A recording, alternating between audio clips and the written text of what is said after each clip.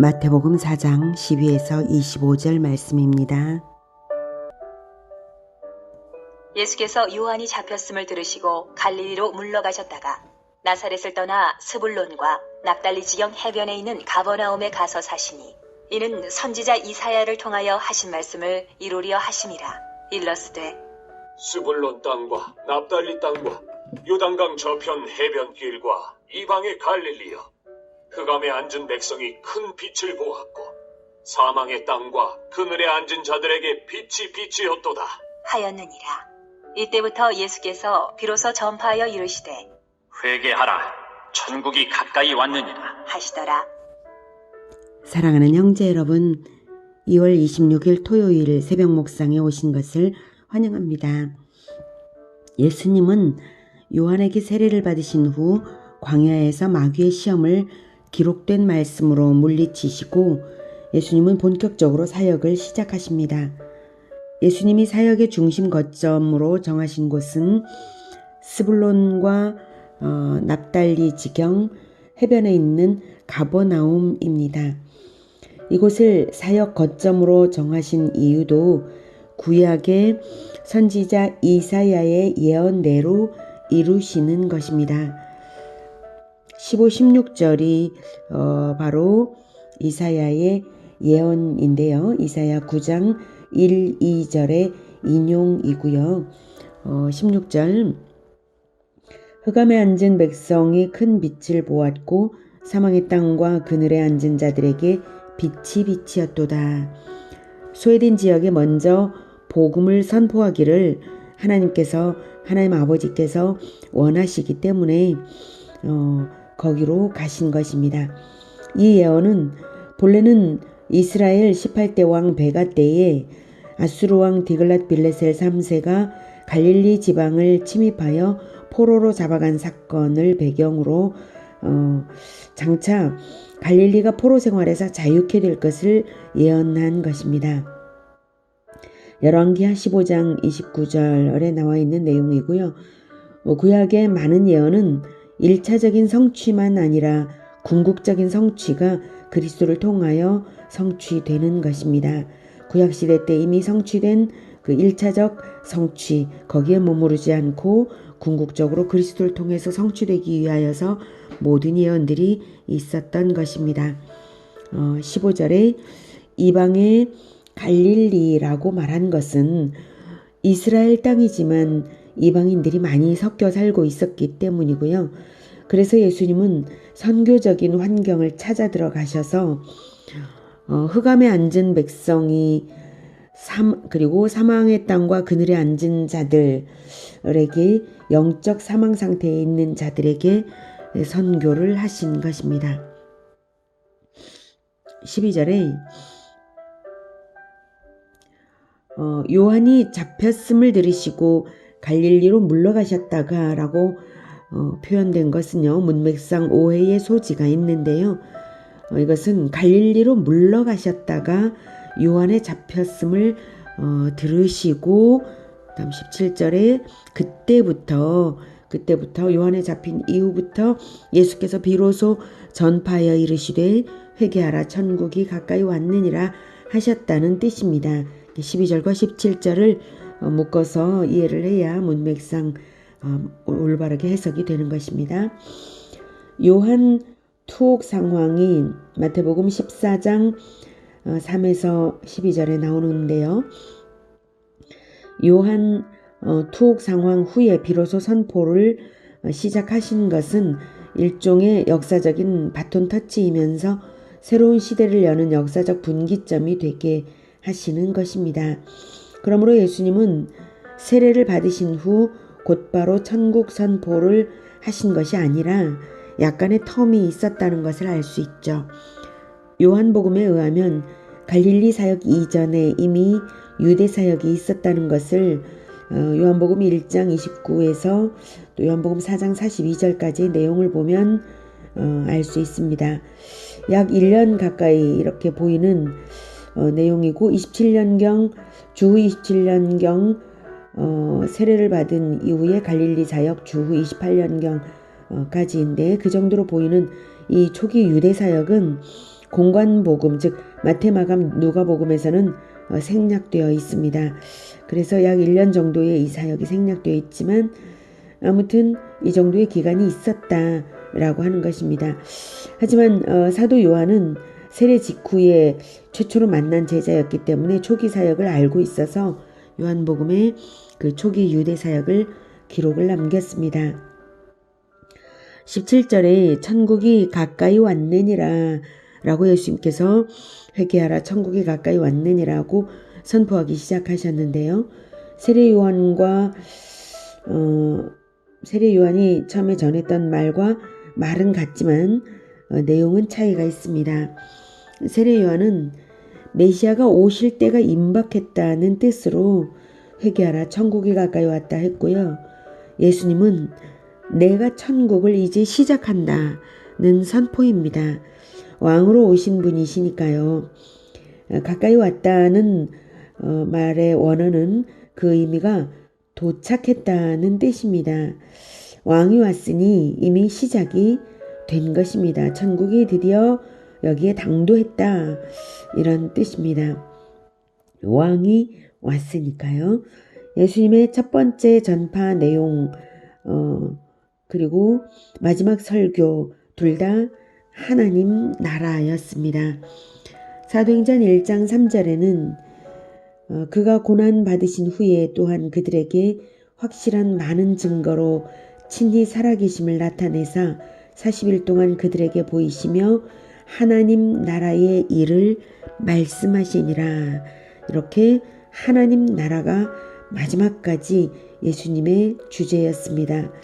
그리고 가르치실 때도 주님의 모든 비유들은 천국은 마치로 시작하심으로써 천국의 왕으로서 자기 백성을 세우시는 가르침을 계속해서 주셨습니다.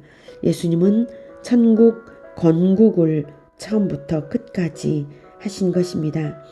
천국은 터무니없는 상상 속의 무릉도원이 아닙니다. 영토, 국민, 주권이 갖추어진 나라입니다. 그래서 예수님께서 왕으로 주권자께서 오셔서 백성을 부르기 시작하신 것이고요. 영토는 나중에 예수님께서 다시 재림하실 때에 새하늘과 새 땅으로 주어질 것입니다. 그래서 지금도 예수님의 천국은 계속 건설 중에 있는 것입니다. 하지만 결정적으로 예수님께서 완전히 승리하시는 그 완승의 성취를 이루고 가셨기 때문에 십자가의 대속과 부활을 이루고 가셨기 때문에 남은 부분들은 남은 것들은 다만 예정대로 된 대로 하나님의 백성들 예수님의 제자들이 걸어갈 길을 걸어가기만 하면 되는 것이죠. 에덴은 천국의 영토였고 아담과 하와는 국민이었고 하나님이 왕이셨고 선악과 언약이 법이었습니다. 에덴에서 범죄함으로써 언약을 파기한 인간에게 하나님은 다시 천국을 주시기 위해서 영토 국민 율법을 이스라엘에게 구약 이스라엘에게 주셨고 왕 그리스도를 기다리게 하는 언약을 주셨습니다. 그렇게 해서 드디어 언약대로 그리스도가 오신 것입니다. 그러나 이스라엘은 왕을 맞이하는 데에 실패했습니다. 결국은 그렇게 되고 말았죠. 하지만 왕으로 오신 그리스도 예수님은 가장 소외된 자들을 찾아가서 자기 백성으로 믿는 자들을 부르시고 천국을 선포하시기 시작하신 것입니다. 지상에 있는 천국이 아니라 이스라엘은 지상에 자기들이 하나님 나라를 완성한 줄로 여겼는지 모르겠지만 이제 예수님께서 이루실 천국은 지상에서 완성되는 천국은 아니라 예수님께서 재림하실 때 완성될 천국입니다. 다만 지상에서 이제 출발하는 천국입니다. 이스라엘의 배반으로 인하여 영토도 잃고 백성도 잃은 시점에서 아무것도 갖지 않고 맨주먹으로 험지로 가서 백성을 불러내시면서 건국을 시작하시는 예수님의 모습이십니다. 그런 예수님과 함께 동역하는 자들은 천국의 백성이요 천국의 건국 공신이 될 것입니다. 이스라엘은 실패했지만 새로운 공신들과 함께 예수님께서 새로운 하나님 나라 건국을 시작하신 것입니다. 예수님께서 혼자 널리 복음 전파를 하시다가 제자를 부르실 때가 되어서 건국 공신들이 될 제자를 부르십니다. 이제 18절부터 듣겠습니다. 갈릴리 해변에 다니시다가 두 형제 곧 베드로라 하는 시몬과 그의 형제 안드레가 바다에 금을 던지는 것을 보시니 그들은 어부라 말씀하시되 나를 따라오라. 내가 너희를 사람을 낚는 어부가 되게 하리라. 하시니 그들이 곧 그물을 버려두고 예수를 따르니라.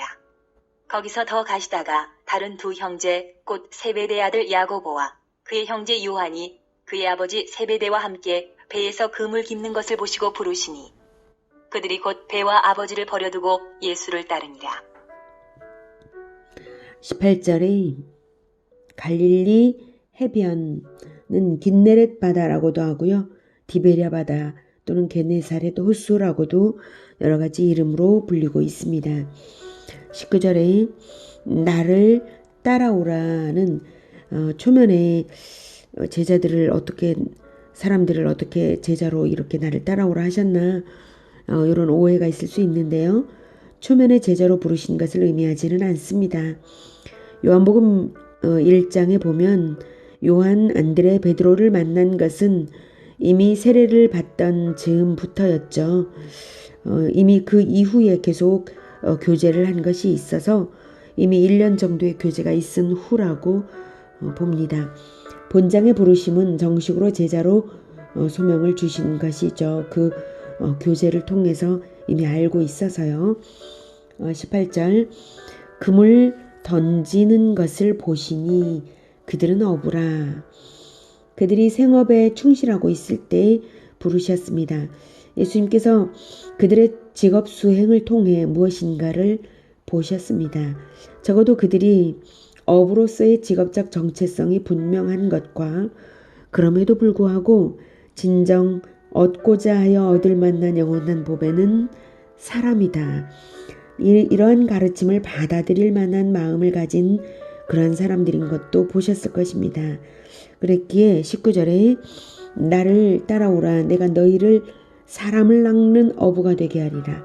사람을 낚는 어부가 되게 하리라는 부르심에 그들은 즉각 따를 수 있었던 것입니다. 제자의 길을 나선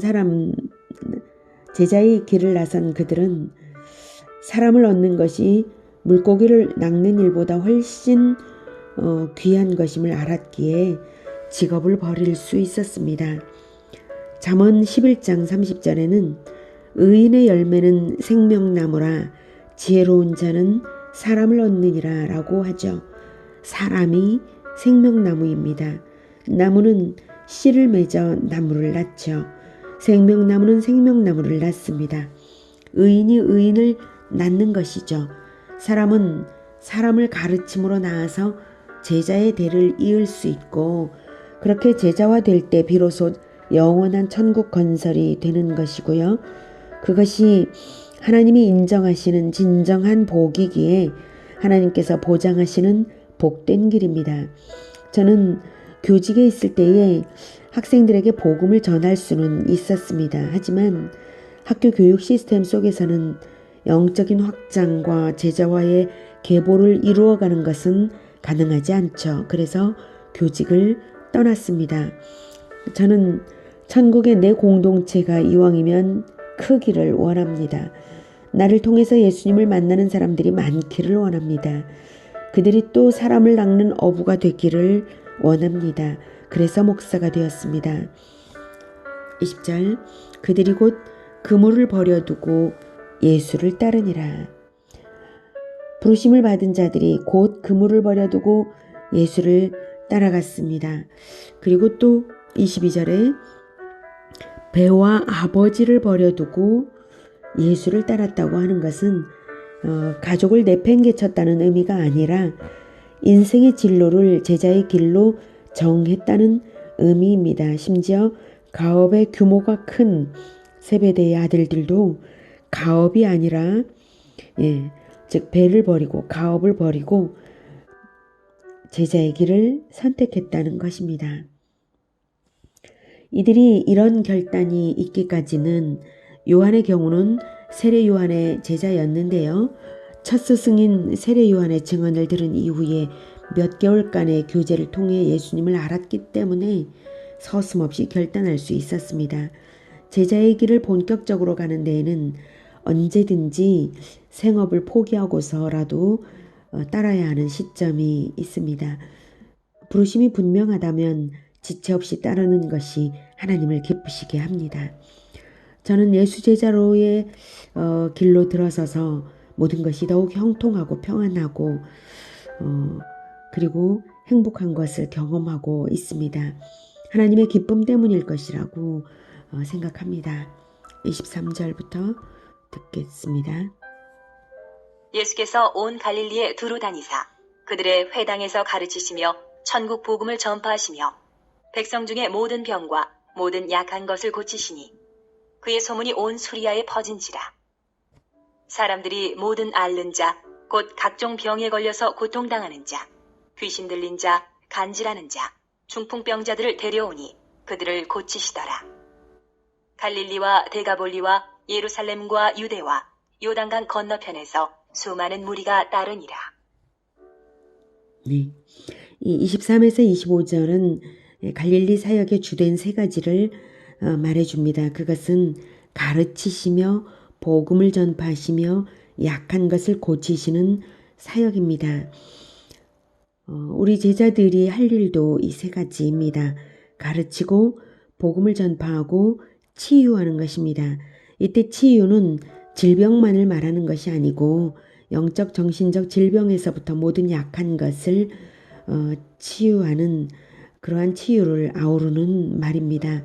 그리고 예수님께서 고치실 때 모든 질병들이 다 고쳐지고 귀신 들린 자도 귀신이 쫓겨나고 이 모든 것은 바로 천국의 모습이 그렇다는 것을 보여주고 있는 것입니다. 하나님은 인류의 최초 범죄 이후에 인간 영혼을 치유하시기 위해 지금까지 일하고 계십니다. 가르침과 복음 전파는 완전한 치유의 기본적인 전제입니다. 가르침과 복음 전파 없이 몸만 치유해서 완성되는 것은 아니죠.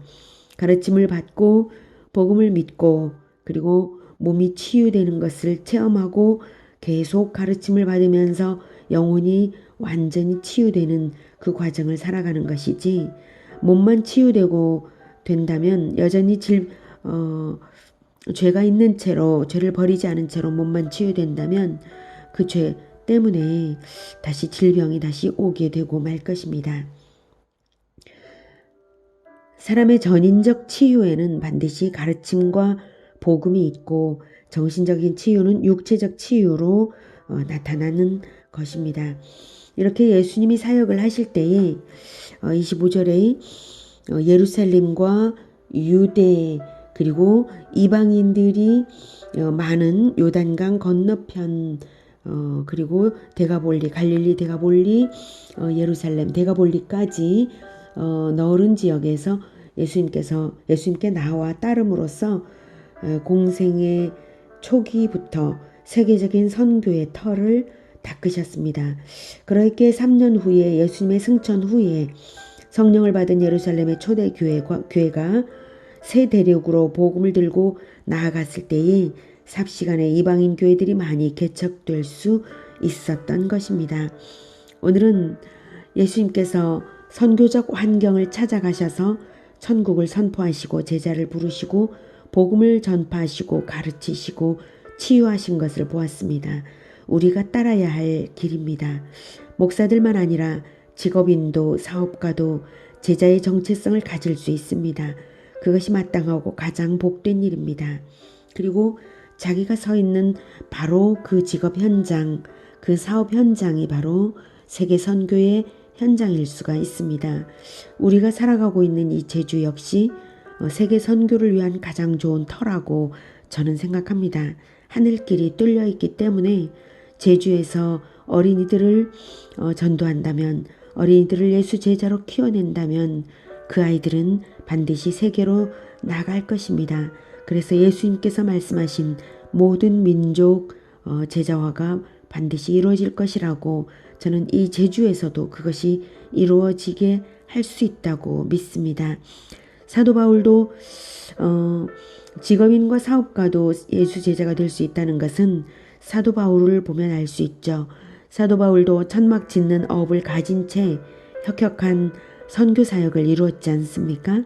자기가 있는 자리에서부터 우리는 예수 제자로 서야 할 것입니다.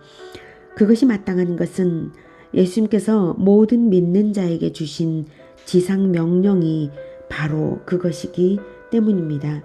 마태복음 28장 18, 19, 20절에 예수께서 나와 말씀하여 이르시되 하늘과 땅의 모든 권세를 내게 주셨으니 그러므로 너희는 가서 모든 민족을 제자로 삼아 아버지와 아들과 성령의 이름으로 세례를 베풀고 내가 너희에게 분부한 모든 것을 가르쳐 지키게 하라. 볼지어다 내가 세상 끝날까지 너희와 항상 함께 있으리라 하시니라. 이렇게 말씀하셨습니다. 예수 제자로서 하늘과 땅의 모든 권세를 입고 살아가는 우리 모두가 되기를 축복합니다. 기도하겠습니다. 하나님, 우리에게 예수 제자의 사명을 주셔서 정말로 감사합니다. 예수님께서 하늘과 땅의 모든 권세로서 함께 하신다고, 끝까지 세상 끝날까지 함께 하신다고 하셨으니 우리가 아무것도 두려워하지 않고 오직 예수님께서 가신 그 길을 날마다 배우면서 배운 만큼 전진하면서 제자 삼는 그런 인생 살아가겠습니다. 우리가 서 있는 자리에서, 서 있는 그곳이 어디든지 간에 거기서부터 출발하여서 주님께서 부르시는 대로 나아가겠습니다. 주님 도와주셔서 언제나 제자와의 열매가 풍성하게 하여 주시옵소서. 예수님의 이름으로 기도드립니다. 아멘. 이어지는 시간은 개인 기도 시간입니다.